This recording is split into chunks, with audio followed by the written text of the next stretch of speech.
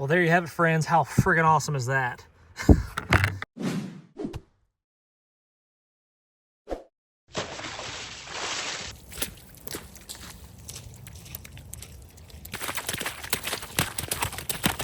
Come on, Maggie. Go, girl. And that's why I love rubber boots, friends. Welcome back. I am Jason. Today, we're gonna make a sheath for this wicked awesome knife. Highly modified, shortened up machete. Originally made by Bear Forest Knives, but now heavily modified by yours truly here. Now it's got an 8-inch blade. If you haven't seen the video on me turning the On3 Machete into this, then check that one out. Today, we're gonna be making a sheath out of this wonderful piece of green Kydex right here. I think that's gonna look really cool. Let there be light. It is a drizzly, nasty day today, and I love it. Some of my favorite weather, not some of my favorite weather, this is my favorite weather right here. This drizzly, nasty, wet day. I really like it. For some reason, I'm not sure exactly what it is that makes me enjoy the nasty weather so much. I'm not sure. I lived in the desert for quite a while, about 8 years, and we went 6 months at a time without rain sometimes, like not a drop of rain, and I would just literally dream about it raining. And now that I'm back in the South, it rains all the time, and I never get tired of it. I never get tired of the nasty wet weather. I love it. I put my rubber boots on, and I get to work, and I love every second of it.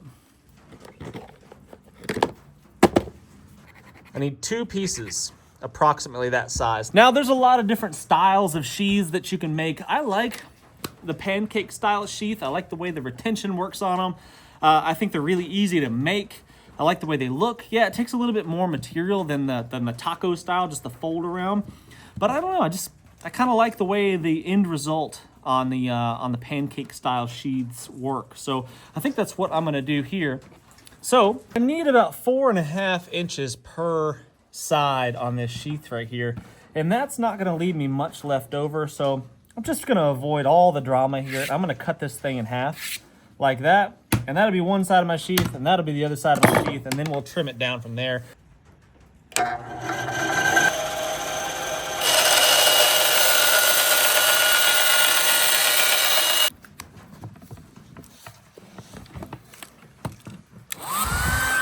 Now, typically, I would put this in my toaster oven. I recently used my toaster oven for a survival scenario where I survived on an island in the lake, out in the middle of the lake, using nothing but a toaster oven as my one survival tool. Spoiler alert, if you haven't seen that video, a toaster oven is not a great survival tool. So I'm gonna try to heat this thing up sufficiently using just my heat gun here. We'll see how it goes. I might have to take it inside and put it in the oven.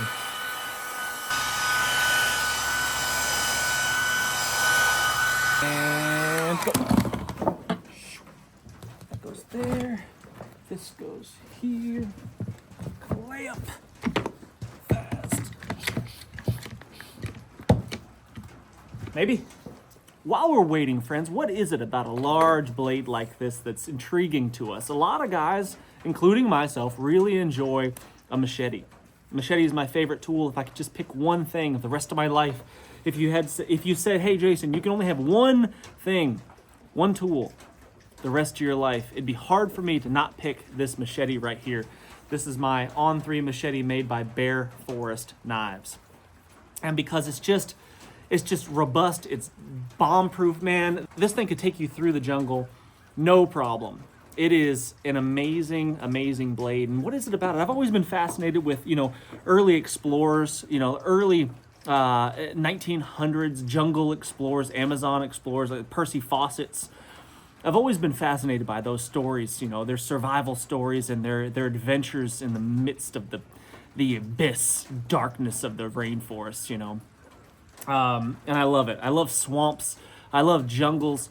I once spent a long time in a swamp. I lived in a swamp for about a month, just real primitive existence, a very primitive existence for a month. And the guy that I stayed with, I think he was pretty much over the swamp forever after his experience. But for some strange reason, I'm not. I think it's beautiful. I think the the vast amount of life that is just everywhere. In every inch of a wetland, jungle-y swamp, there is just an immense amount of life just squirming and wiggling and biting you. But for some reason I love it, and I've always dreamed of having like a property, you know, owning a piece of swamp somewhere with a house up on stilts perhaps. I've always thought that would be fascinating. Really, a really fun place to stay for a little bit, and a little bit more comfort than what I did for that month-long stay. Yeah, definitely a little bit more comfortable than that. Clamp comes off. That goes there. Let's see how we did. Oh yeah, that's good. That's good. As long as you can see the steel, the lines of the steel clearly, that's generally a good form fit right there. Our basic shape of this thing is gonna be like that. That's a little excessive, obviously, but we wanna make sure we don't cut off too much. So it's basically gonna be like this. Something like that. Now the problem with blades that are bigger at the tip than they are at the end here is that it makes it a little bit harder to go in and out of the sheath. So what we've got to do is make sure that we allot enough space right here at this portion of the sheath for this larger end of the blade to fit through. So we can't pin it too close. If we were to put like a rivet right here, an eyelet right here, this would not fit in and we'd have problems.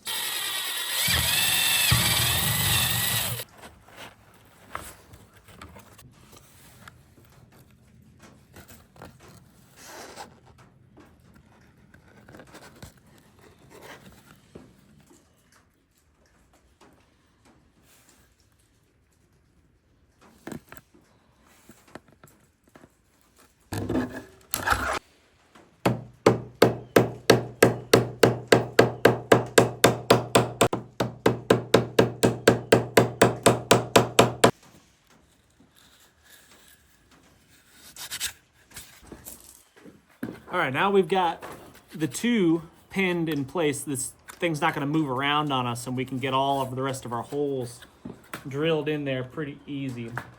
Now, I've got this side figured out. I know where I want those holes. I don't know about this one yet. That one's gonna be up in the air for now. But these I'm just gonna do directly across from the existing ones right here, and I think that's gonna make it look pretty nice.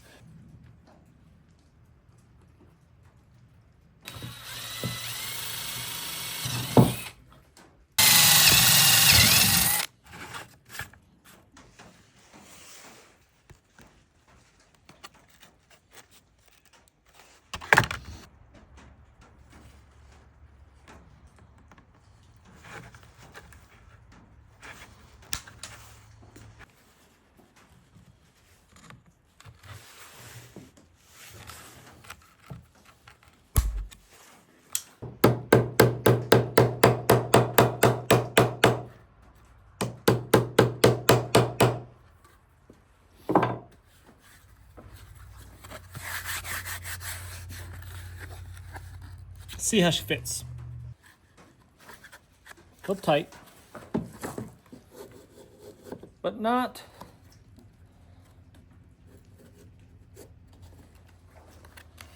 bad. I think we can make that work. All right, if we trim down some of this right here, that'll help the fit. So we'll get rid of a little bit of this and get rid of a lot of everything else. We only need a little bit of meat on the outside of these rivets here. So we're gonna cut that about there.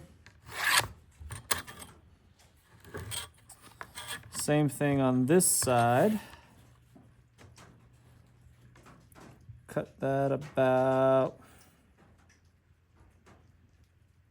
maybe there for now.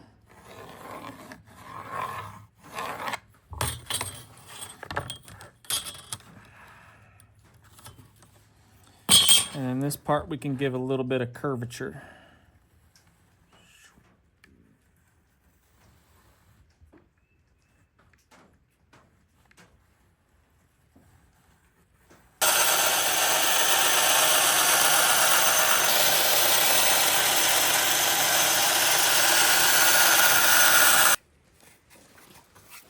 starting to look like something, but it's really tight. So what I've got to do to loosen it up, I mean, retention is good, don't get me wrong. I don't want my blades to fall out of their sheaths, but I also want to be able to get it out of the sheath when I want to use the thing. So it is extremely tight at the moment and really difficult to get in and out. So what we're going to do is we're going to heat this thing up just a little bit, and we're going to kind of work it back and forth while we're heating it up, and that's going to allow it to be a little bit easier to use. I think that's the goal anyway.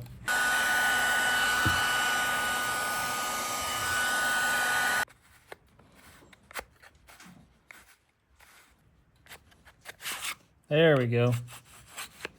That's a little more gooder. This part right here needs a little bit of work because it's catching. It's catching right there, and I don't want that. Just gonna trim this down right here a little bit. That might help get it in and out of the sheath just a little bit easier.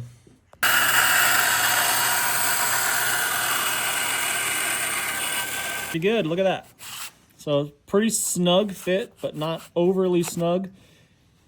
Pretty easy in and out. It's not gonna fall out, that's for sure.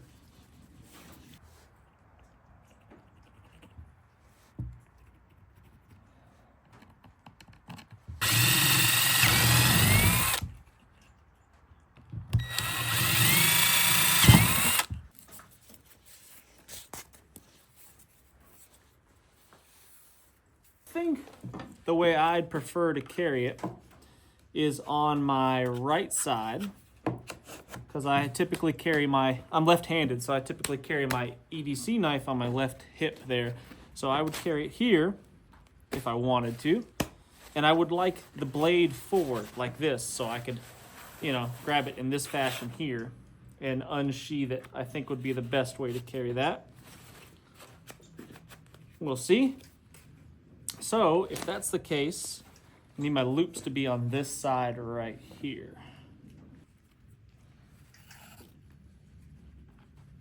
Maybe something like that, perhaps. So I'm just gonna do a simple overhand knot here. See how this works to start with. Just a knot like that, and that won't go through that hole there.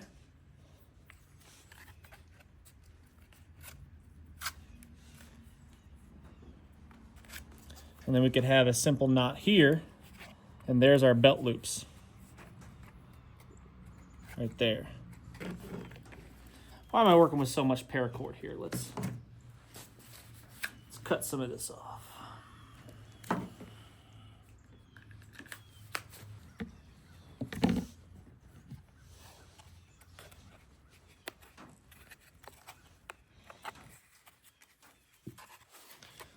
Does it look all right? I mean, at the end of the day, guys, what really matters is do you look cool?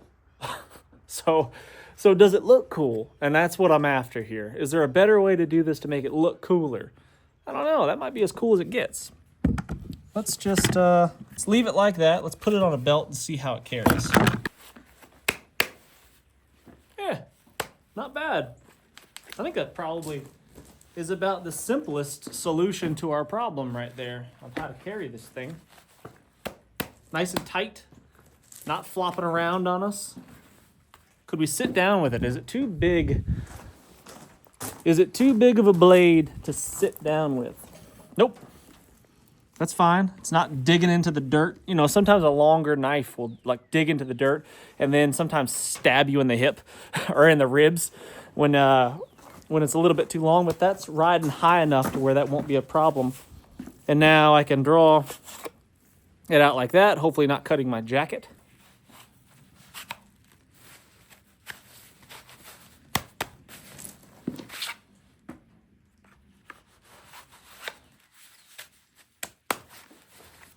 Yeah, that works pretty good. Put it underneath there. Concealed carry, of course. It's actually not bad. Look at that thing. So it's got, how big is the blade on this? I don't even know. 8-inch blade. An 8-inch knife right there. That thing is Wicked. Cool. I'm just gonna trim off a little bit of excess on our paracord here. Licensed to carry small arms.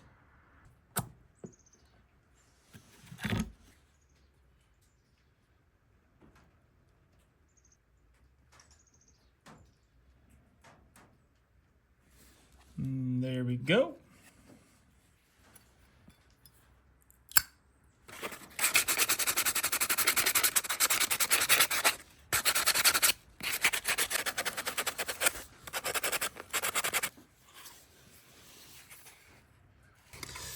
I think that's pretty dang friggin' cool right there. What an awesome knife. Look at that thing, 8-inch blade, big beefy handle. I mean, if you can't get it done with that, there's something wrong with you. Look at that. Simple, robust, durable sheath. What I need to do is what I need to do to finish it off is some drain holes. I think that's nice because, you know, like any good machete, even a mini machete such as this one, it's gonna get wet. And if you leave it sitting in the sheath for a prolonged period of time without some drain holes, the blade's gonna get all rusty on you, and anybody got time for that.